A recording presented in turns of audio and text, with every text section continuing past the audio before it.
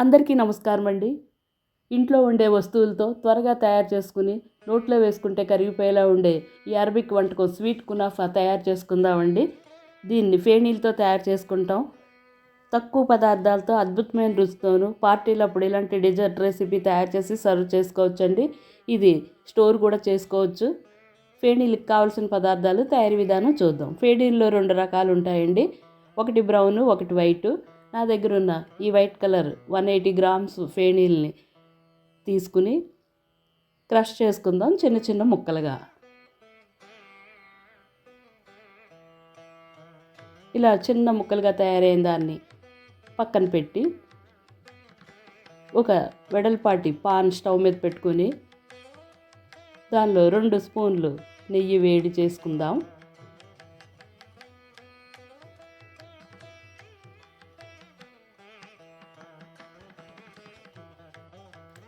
కరిగిన నేతిలో ఫేనీలన్నింటినీ వేసి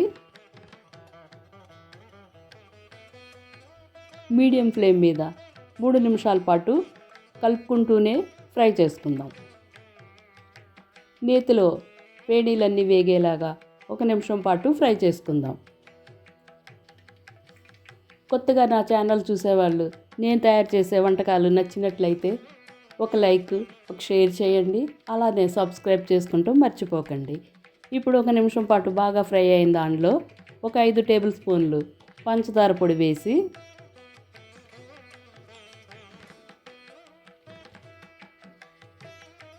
ఫేనీలకి పట్టేలాగా బాగా కలుపుకుందాం.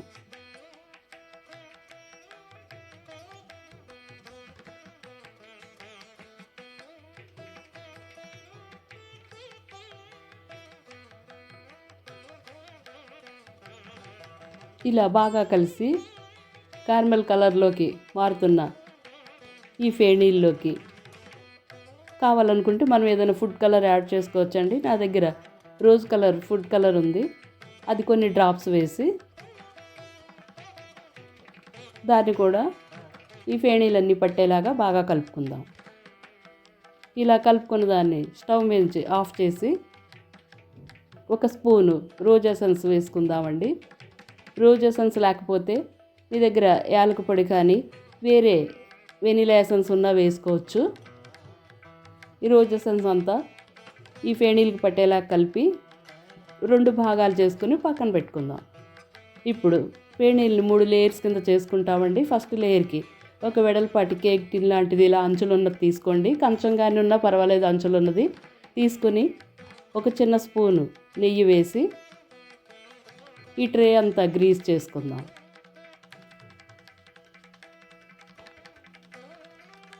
ఇలా బాగా గ్రీజ్ అయిన దానిలో 2 పార్ట్లుగా చేసుకున్న ఫేనీల్లోంచి ఒక పార్ట్ వేసుకుని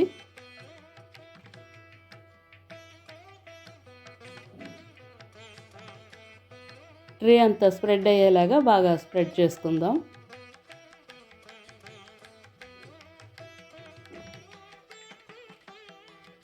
ఇలాంటి ఒక గిన్నె కానీ ఒక గ్లాసుతో కానీ ఇలా మొత్తం బాగా అదుముకోండి. మనం ముక్కలు కట్ చేసినప్పుడు ఫేణి ఊడకుండా వస్తుంది.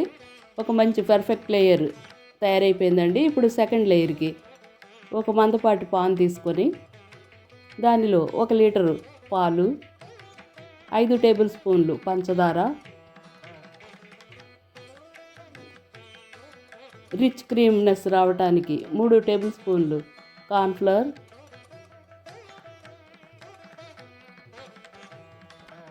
బైండింగ్ గురించి 1 టేబుల్ స్పూన్ మైదా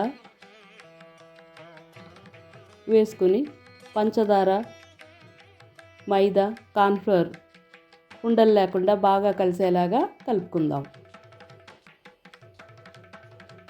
ఇలా బాగా కలిసిన పాలని మీడియం టు లో ఫ్లేమ్ మీద స్టవ్ మీద పెట్టుకొని కలుపుకుంటూ ఉండండి. తొందరగా అడుగంటుద్ది, తొందరగా కూడా దగ్గరగా అయిపోతుంది.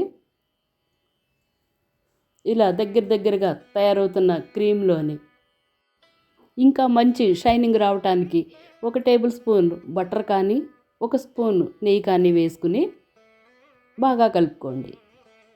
ఒక 3-4 నిమిషాల తర్వాత మంచి కన్సిస్టెన్సీలోని మనకు కావలసిన క్రీమ్ తయారవుతుందండి. ఇప్పుడు దీన్ని ఒక గరిటెతోటి ఇలాగా వేసుకుంటే డ్రాప్స్ కింద పడుతున్నప్పుడు స్టవ్ ఆఫ్ చేసేసుకుని తయారు చేసుకున్న ఫేణీల ఫస్ట్ లేయర్ మీద ఈ క్రీమ్ అంతా వేసేసుకుందాం. మనం కావాలనుకుంటే ఇంకా ఈజీగా సర్వ్ చేసుకోవడానికి చిన్న చిన్న బౌల్స్లో కూడా ఇలాగే 3 లేయర్స్ కింద వేసుకుని సెట్ అయిన తర్వాత ఫ్రిడ్జ్లో పెట్టుకొని సర్వ్ చేసుకోవడానికి ఈజీగా కూడా ఉంటుందండి. అలా చేసుకుంటే ఇది ఎక్కువగా చేసుకున్నాం కనుక ఇలాగనే ఒక పెద్ద ట్రేలో కానీ ప్లేట్లో కానీ వేసుకుని కావాలనుకుంటే సన్నగా తరిగిన డ్రై ఫ్రూట్ ముక్కలు కూడా వేసుకుందాం.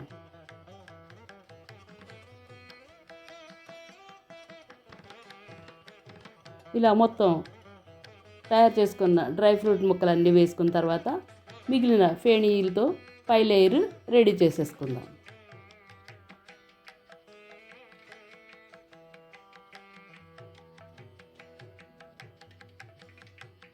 ఇలా రెడీ అయిన దాన్ని ఒకసారి ట్యాప్ చేసుకోండి, ఇంకా ఈవెన్గా వస్తుంది. దీన్ని రూమ్ టెంపరేచర్లోకి వచ్చిన తర్వాత సెట్ అవటానికి చిల్గా అవటానికి ఫ్రిడ్జ్లో 2 గంటల పాటు పెట్టుకుందామండి. 2 గంటల తర్వాత కునాఫా మంచిగా సెట్ అయిపోయిందండి. దాన్ని బయటికి తీసి ఒక షార్ప్ ఎడ్జ్ ఉన్న దాంతో ముక్కలుగా కట్ చేసుకుందాం. ఇలా కట్ చేసుకున్న ఈ ముక్కలన్నిటినీ సన్నగా తరిగిన పిస్తాలతో పైనుంచి గార్నిష్ చేసుకుందాం.